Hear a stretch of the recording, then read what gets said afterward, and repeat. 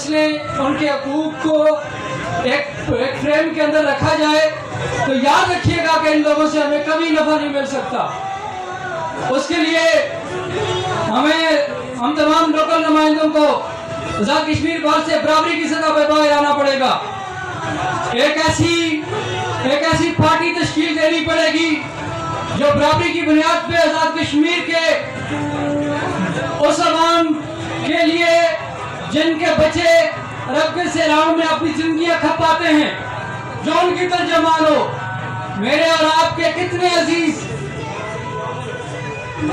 बैरून मुल्क सिर्फ इसलिए चले जाते हैं कि यहाँ उनको नौकरियां नहीं मिल रही होती। दूर करना तो मुअज़्ज़ज़ मेहमान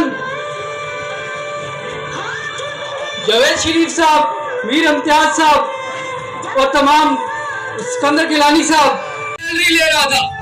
सुने, मेरे पास गाड़ी थी और मेरे जहां से मैं खुद वल्लाह मेरा अल्लाह गवाह है कि लोग मुझे बोलता तो होगा। आए एक अपनी पार्टी बनाते हैं।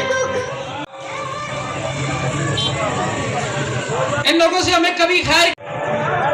मेरी 29 साल 2 मेरी उम्र हुई है अभी। मेरे कुछ ख्वाब हैं, वो मैं अचीव कर लूंगा।